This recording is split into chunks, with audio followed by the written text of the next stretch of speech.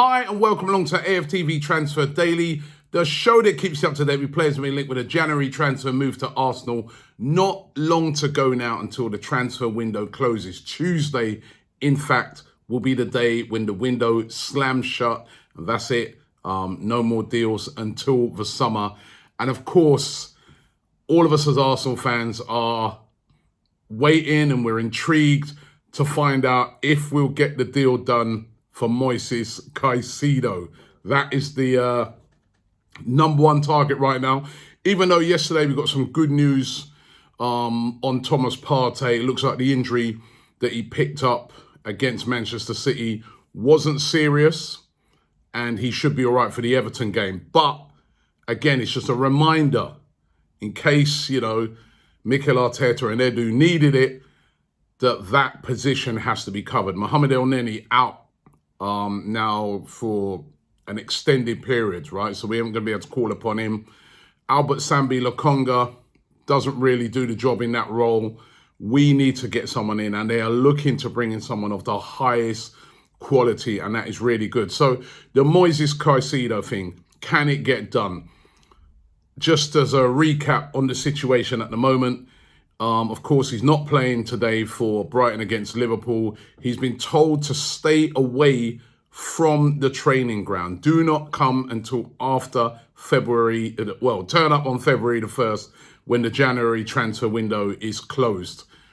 Will Brighton be able to hold on to him? You know what? I've seen this before with Brighton. Remember with Marc Cucurella, they said the same thing to him. Do not come to training. Your head's not right. We're not selling you. But right now, don't come to training.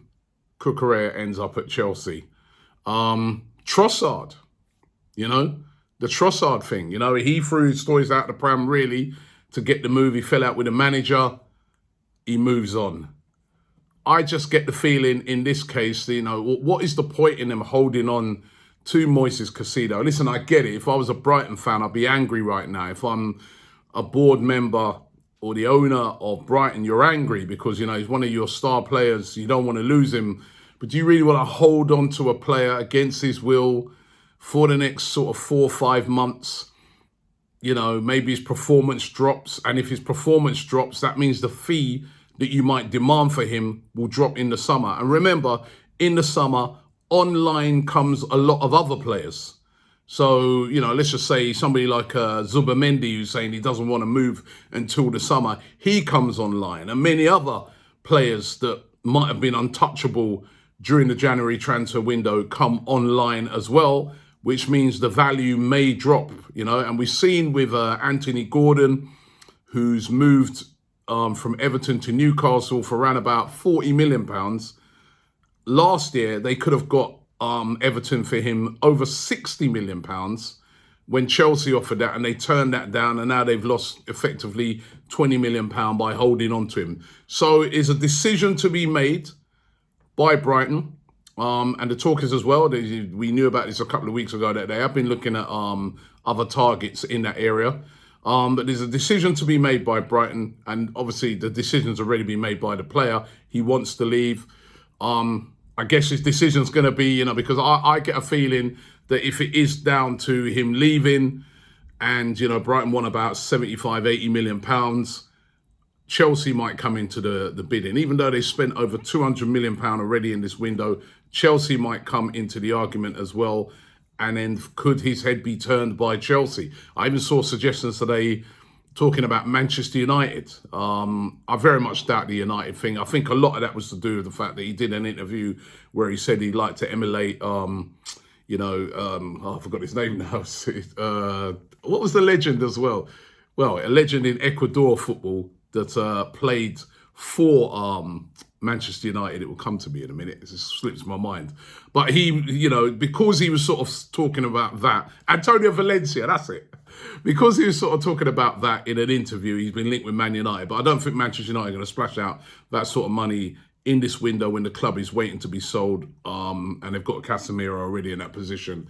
So I think it's going to be a straight shootout between Arsenal and Chelsea. And Arsenal are the favourites. So we wait to find out. We'll find out over the next few days whether this is going to happen or not. Certainly be a great signing for Arsenal If not, will Arsenal turn their attentions to Amadou Onana? Now, despite him coming out and saying, again, that he doesn't want to leave, he wants to stay at Everton. He only just signed from in the summer. He wants to stay and help them out in the fight, which is honourable.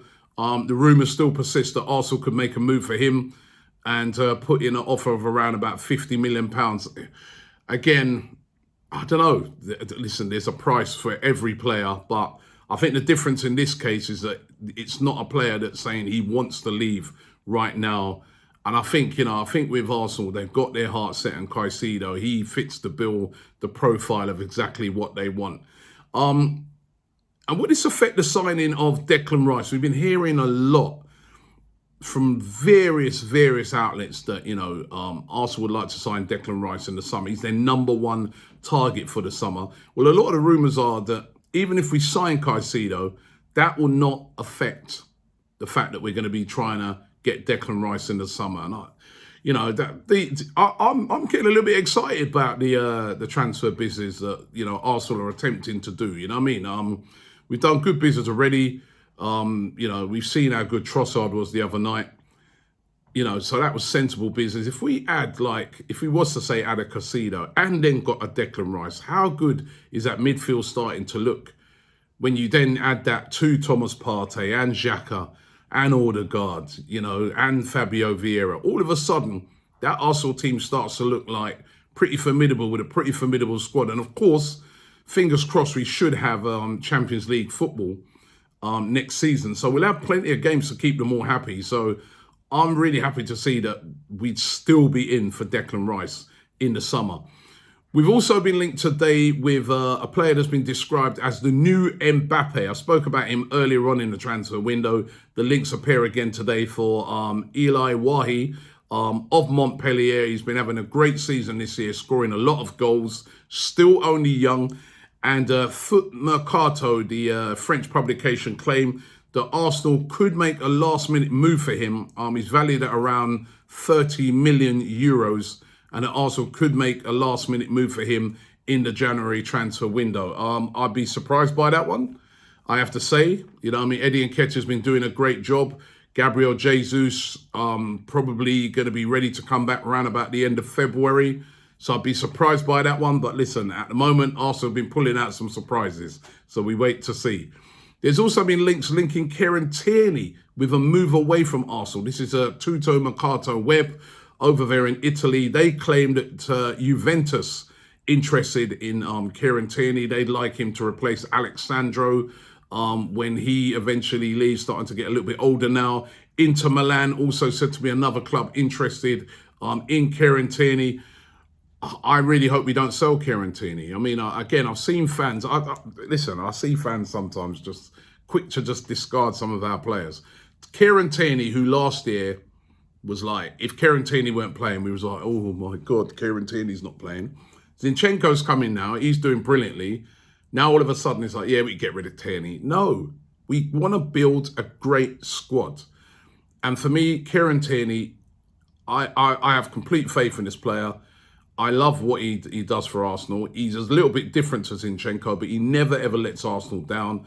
And for me, perfect for him and, Zinchenko to be battling it out in that left-back position. So let's hope we keep him.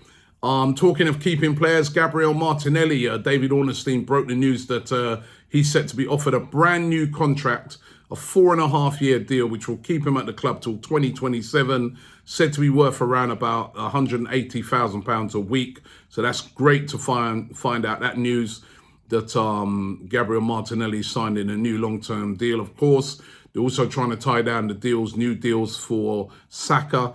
Also a new deal, of course, for Saliba, and those are also to be progressing well. So this is good news. It's all right bringing in this player and that player, but we've got to make sure we keep our best players. That's one of the things down the years that's been the big failing at Arsenal, is that year in, year out, we lose our best players. No, if you're building something solid, you've got to keep your best players. So that's good news on Martinelli, who's such an important player for Arsenal.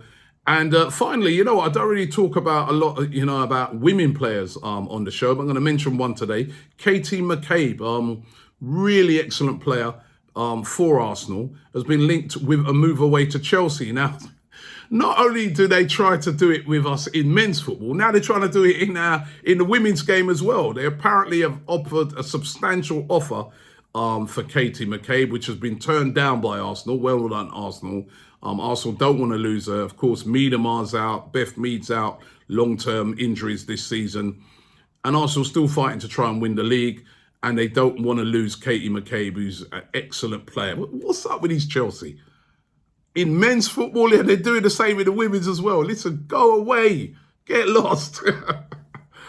Listen, thanks for watching the show today. Hope you've enjoyed it. Don't forget to tune in again tomorrow. Only a couple of days to go. On deadline day, of course, we'll be doing a big show on deadline day, keeping you up to date with everything as it happens on deadline day on AFTV. If you want to be kept up to date across all football, get onto DR Sports. DR Sports is going to be also keeping you up to date with all the transfers across all football. I'll be making some appearances on DR Sports as well throughout deadline day. But on AFTV, we will keep you up to date with any player that moves in or out at Arsenal. It's going to be busy. Thanks for watching, and I'll see you tomorrow. Shop for AFTV merch at shop.aftv.co.uk. Subscribe to us on YouTube. Follow us on Instagram, Facebook, Twitter, TikTok, Snapchat, and Twitch. We've got content for every platform, so check it out.